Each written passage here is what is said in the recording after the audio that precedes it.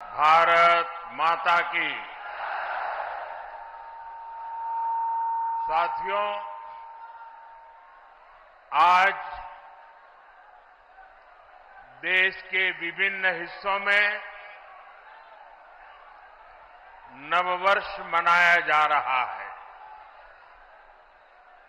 आज विक्रम संवत 2081 का पहला दिन है। मैं समस्त देशवासियों को गुड़ी पड़वा, उगाड़ी, चेटीचंड, नवरे के साथ साथ साजिबू चेरोबा नववर्ष की बहुत बहुत शुभकामनाएं देता हूं। आज से चैत्र नवरात्रि भी शुरू हो गई है। देश भर में शक्ति की उपासना, उसकी धूम मची हुई है। नवरात्रि का पर्व हो, हर कोई भक्ति में डूबा हुआ हो, शक्ति उपासना में जुड़ा हुआ हो, ऐसे समय इतनी बड़ी रैली, ये अपने आप में एक अजूबा है।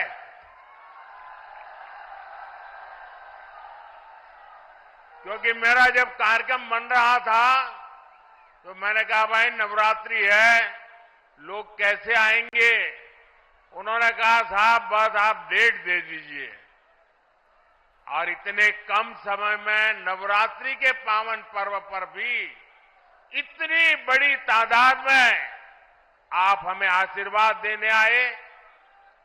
इस पावन अवसर पर बड़ी संख्या में शक्ति स्वरूपा माताएं, बहनें, बेटियां हमें आशीर्वाद दे रही है।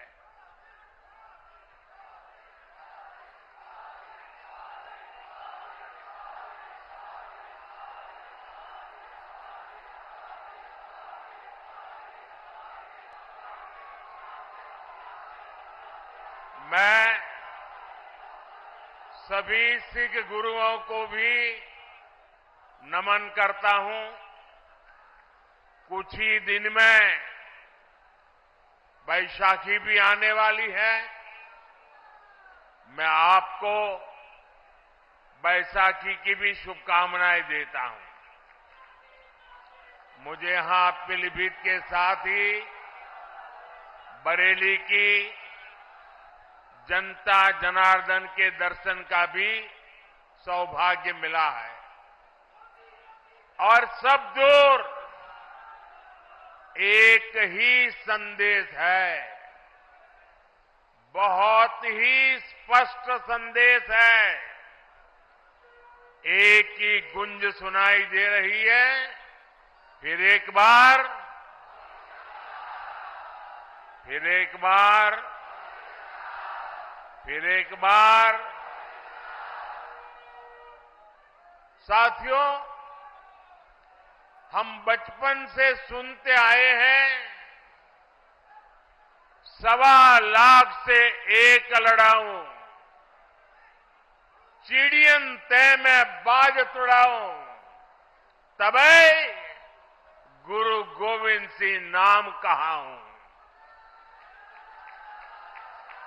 ये बोल भारत की वीर परंपरा के प्रतीक है। ये बोल दिखाते हैं कि लक्ष्य कितना ही कठिन क्यों ना हो, भारत अगर ठान लेता है तो सफलता हासिल करके रहता है। आज इसी प्रेरणा से, इसी ऊर्जा से भारत के लोग हम लोग विकसित भारत के संकल्प पर काम कर रहे हैं। सारी दुनिया की मुश्किलों के बीच भारत ये दिखा रहा है कि उसके लिए कुछ भी असंभव नहीं है। आप मुझे बताइए साथियों, भारत जब दुनिया की सबसे तेजी से बढ़ती आर्थिक ताकत बना तो आपको गर्व हुआ कि नहीं हुआ? आपको गर्व हुआ कि नहीं हुआ? हमारे चंद्रयान ने जब चांद पर तिरंगा फहराया तो आपको गर्व हुआ कि नहीं हुआ? आपको गर्व हुआ कि नहीं हुआ? भारत में हुए भव्य G20 सम्मेलन की पूरी दुनिया में वाहवाही हुई, प्रशंसा हुई। आपको गर्व हुआ कि नहीं हुआ? कभी कांग्रेस सरकारें दुनिया से मदद मांगती थी, लेकिन कोरोना के महासंकट में भारत ने पूरी दुनिया में दवाइयां भेजी, वैक्सीन भेजी। ये सुनकर आपको गर्व हुआ कि नहीं हुआ? दुनिया में कहीं भी युद्ध का संकट आया, हम एक एक भारतीय को सुरक्षित वापस लाए। अफगानिस्तान से गुरु ग्रंथ साहब के पवित्र स्वरूपों को भी पूरी श्रद्धा से भारत लाए। आपको गर्व हुआ कि नहीं हुआ? साथियों, जब देश मजबूत होता है तो दुनिया उसकी सुनती है। आप मुझे बताइए, दुनिया में भारत का डंका बज रहा है कि नहीं बज रहा है? चारों तरफ डंका बज रहा है कि नहीं बज रहा है? दुनिया के हर कोने में डंका बज रहा है कि नहीं बज रहा है? ये कैसे हुआ? ये कैसे हुआ? ये किसने किया? ये कैसे हुआ? किसने किया? किसने किया? किसने किया? आपका जवाब गलत है। ये मोदी ने नहीं किया, ये आपके एक वोट ने किया है। ये आपके वोट की ताकत है। आपके एक वोट से मजबूत सरकार बनी, निर्णायक सरकार बनी, सशक्त सरकार बनी, काम करने वाली सरकार बनी। और बीजेपी सरकार ने दुनिया को दिखा दिया कि भारत किसी से भी कम नहीं है। साथियों, जब नीयत सही होती है, हौसले बुलंद होते हैं, तो नतीजे भी सही मिलते हैं। आज हम चारों तरफ विकसित भारत का निर्माण होते हुए देख रहे हैं।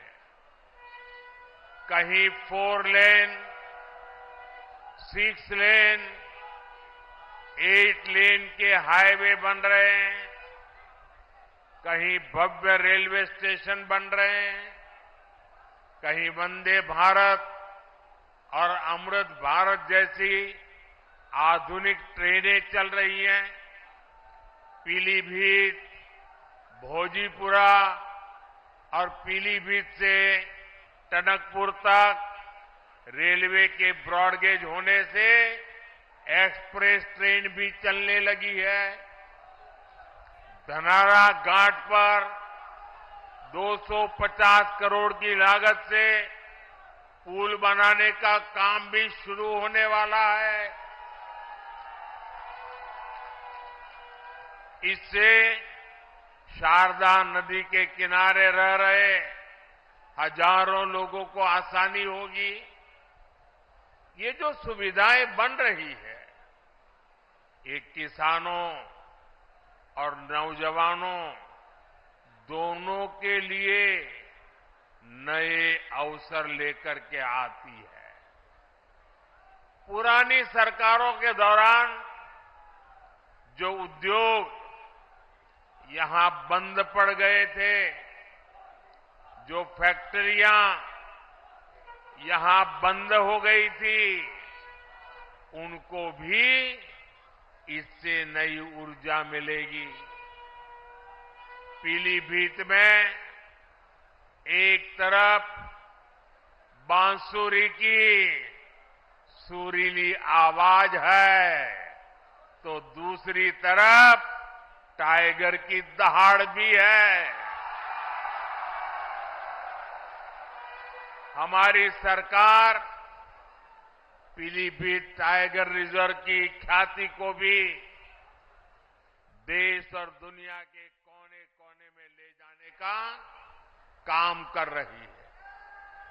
यहां इको टूरिज्म का नया यहां यूपी के किसानों को पीएम किसान सम्मान निधि के तहत करीब 70,000 करोड़ रुपए भी मिले हैं। यह आंकड़ा छोटा नहीं है। किसानों के बैंक खाते में 70,000 करोड़ रुपया ये मोदी सरकार ने पहुंचाया है और इसमें से करीब 850 करोड़ रुपए यहां पीलीभीत के किसानों के बैंक खाते में पहुंचे हैं। साथियों, कांग्रेस और सपा के राज में गन्ना किसानों को कैसे अपने ही पैसे के लिए तरसाया जाता था, ये आपसे अच्छा कौन जानता है। भाजपा सरकार ने गन्ना किसानों की परेशानी कम करने के लिए पूरी ताकत से काम किया और योगी जी ने तो पहले दिन से ही गन्ना किसानों की मुसीबतें दूर करने के लिए अनेक कदम उठाए। कई चीनी मिलें खुली हैं, कई का विस्तार हुआ है और ये काम लगातार किया जा रहा है। सपा, बसपा, कांग्रेस के 14 साल में जितने रुपए गन्ना किसानों को मिले थे, उससे ज्यादा पैसे बीजेपी ने यहां योगी जी की सरकार ने 7 साल में गन्ना किसानों को दे दिए हैं। देश में इथेनॉल ब्लेंडिंग को लेकर जो बड़ा अभियान चल रहा है, उससे भी पीलीभीत के किसानों को बहुत फायदा होने वाला है। गांव के पास अनाज भंडारण की दुनिया की सबसे बड़ी योजना भी शुरू हो चुकी है। इस योजना के तहत देश में लाखों नए गोदाम बनाए जा रहे हैं।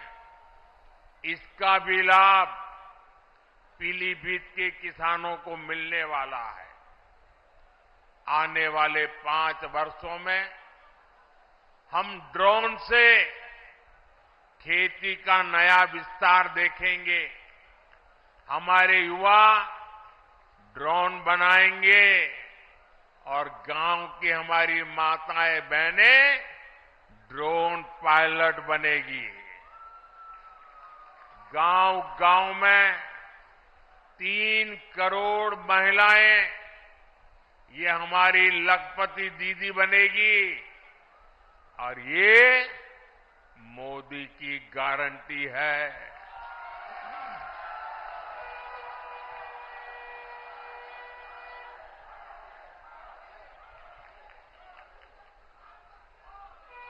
पक्के घर, हर घर नल से जल, ऐसी हर सुविधा तेजी से हर बहन, हर परिवार तक पहुंचे, ये मोदी की गारंटी है।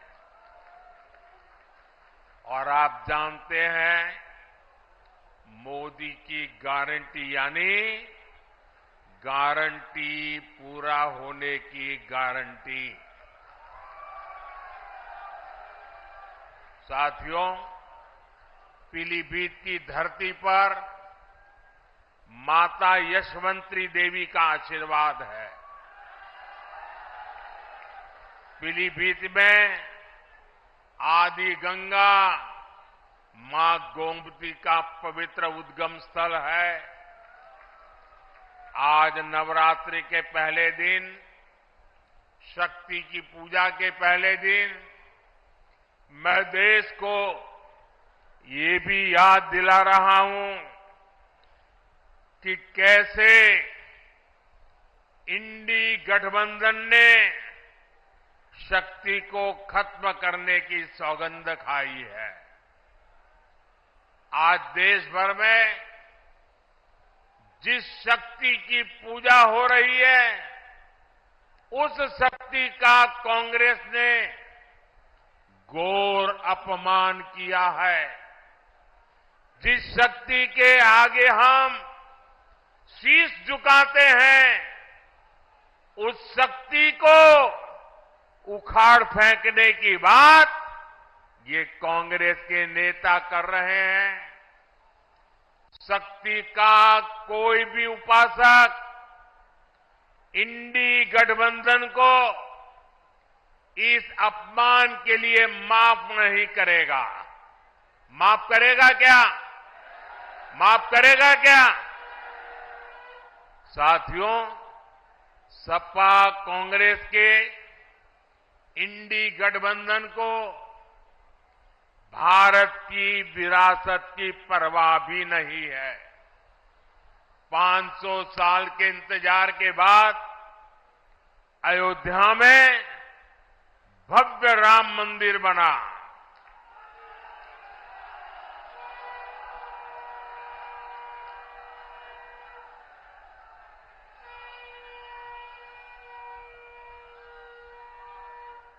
हमारे कल्याण सिंह जी ने राम मंदिर के लिए अपना जीवन समर्पित कर दिया, अपनी सरकार समर्पित कर दी। देश के हर परिवार ने अपनी अपनी श्रद्धा के हिसाब से योगदान दिया। पीलीभीत वालों ने भी एक विशाल बांसुरी अयोध्या को भेंट की। लेकिन साथियों, इन इंडी गठबंधन वालों को राम मंदिर के निर्माण से पहले भी नफरत थी और आज भी नफरत है। चलो भाई, आपने मंदिर बनने से रोकने के लिए अदालत में जो करना था कर लिया। आपने मंदिर न बने इसके लिए लाख कोशिश कर ली, लेकिन जब देश की जनता ने पाई पाई देकर के इतना भव्य मंदिर बना दिया, जब मंदिर वालों ने आपके सारे गुनाह माफ करके आपको प्राण प्रतिष्ठा के कार्यक्रम में सम्मानपूर्वक निमंत्रित किया, लेकिन आपने प्राण प्रतिष्ठा के निमंत्रण को ठुकरा दिया, आपने प्रभु राम का अपमान कर दिया।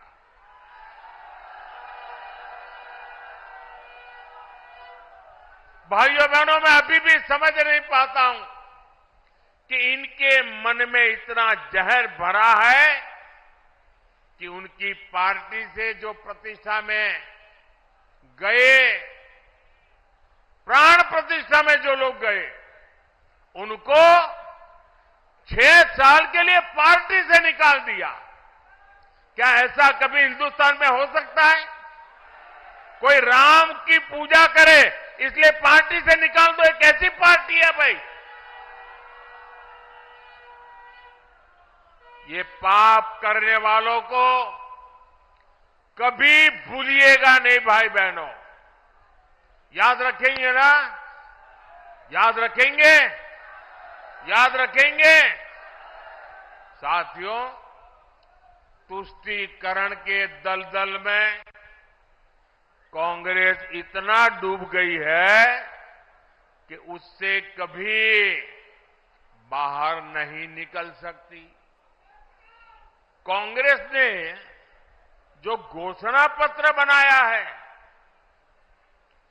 वो कांग्रेस का नहीं, ऐसा लगता है मुस्लिम लीग का घोषणा पत्र दिखता है।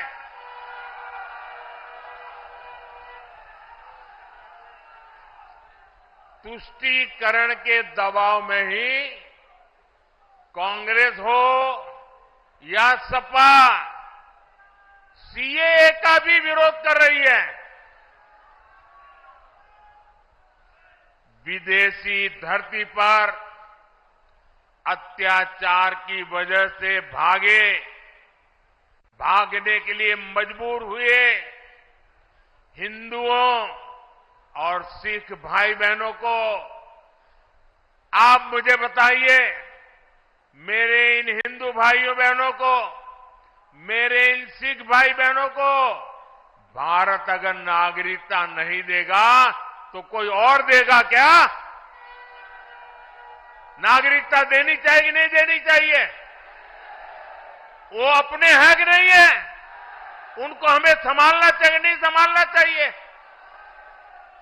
सीएए का यहां पीलीभीत में रहने वाले अनेक परिवारों को मेरी आपको गारंटी है, आप अप्लाई कीजिए, आपका हमेशा हमेशा की मुसीबतों से मुक्ति मिल जाएगी।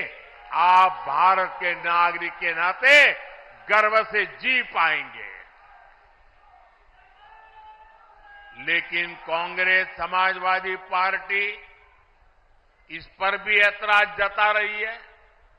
साथियों, यहां इस सभा में बड़ी संख्या में हमारे ये शरणार्थी भाई बहन भी है, हमारे सिख भाई बहन भी हैं। समाजवादी पार्टी आज जिस कांग्रेस के साथ खड़ी है, उस कांग्रेस ने 84 में हमारे सिख भाई बहनों के साथ क्या किया था वो कोई भूल नहीं सकता। ये भाजपा है जो सिखों के साथ पूरी शक्ति से खड़ी है, उनकी भावनाओं को समझते हुए काम करती है। हमें गर्व होता है जब करतारपुर साहिब कॉरिडोर के द्वारा लाखों श्रद्धालु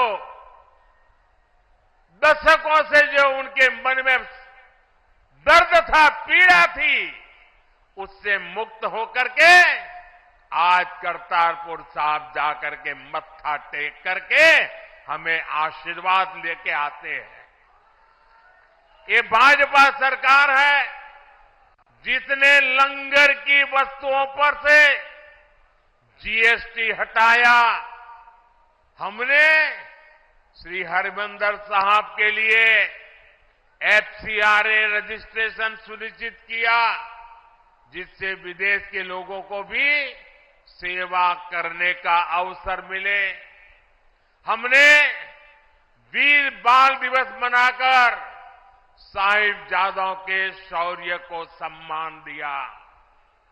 गुरु नानक देव जी का 550वां प्रकाश पर्व हो, गुरु तेग बहादुर जी का 400वां प्रकाश पर्व हो, गुरु गोविंद सिंह जी का 350वां प्रकाश पर्व हो, भाजपा सरकार ने देश विदेश में सभी पर्व धूमधाम से मनाए। साथियों, कांग्रेस और उसके इंडी गठबंधन को देश की महान विभूतियों का अपमान करने में भी संकोच नहीं होता। कांग्रेस के या समाजवादी पार्टी के बड़े नेता कभी भी सरदार वल्लभ भाई पटेल, इस देश के महापुरुष जिसने देश की एकता के लिए अपनी जिंदगी खपा दी, उनके सम्मान में स्टैच्यू ऑफ यूनिटी बना हुआ है, दुनिया का सबसे ऊंचा स्टैच्यू। लेकिन कांग्रेस सपा वालों को वहां जाकर के सरदार साहब को सम्मान करने का उनको मन नहीं करता है। ये लोग विदेशों में तो जाकर के घूम करके आते हैं, लेकिन अपने ही देश के सरदार पटेल की प्रतिमा का दर्शन नहीं करते, जिन सरदार पटेल ने पूरे देश को एक किया, उनका भी ये लोग बहिष्कार करते हैं। साथियों, भारत को बांटने की साजिश में जुटे इंडी गठबंधन से और कोई उम्मीद नहीं की जा सकती। इसलिए देश की एकता अखंडता के लिए भारतीय जनता पार्टी आपके आशीर्वाद के लिए हम आपके पास आए हैं। आपके आशीर्वाद भारतीय जनता पार्टी को विजयी बनाएंगे। 19 अप्रैल को पीलीभीत से जितिन प्रसाद जी और 7 मई को बरेली से छत्रपाल सिंह गंगवार जी को भारी मतों से जिताने के लिए मैं आप सबको प्रार्थना करने के लिए आया हूं। आप मेरी बात घर घर पहुंचाएंगे, हर पोलिंग बूथ में जाएंगे, पोलिंग बूथ जीतने के लिए योजना बनाएंगे। अच्छा, ये मेरा एक काम करोगे, एक मेरा काम करोगे, मेरा पर्सनल काम है, करोगे? घर घर जाना और जाकर के बताना कि मोदी जी आए थे और मोदी जी ने आपको प्रणाम भेजा है। मेरे प्रणाम पहुंचा दोगे? मेरे साथ बोलिए, भारत माता की, भारत माता की, भारत माता की। बहुत बहुत धन्यवाद।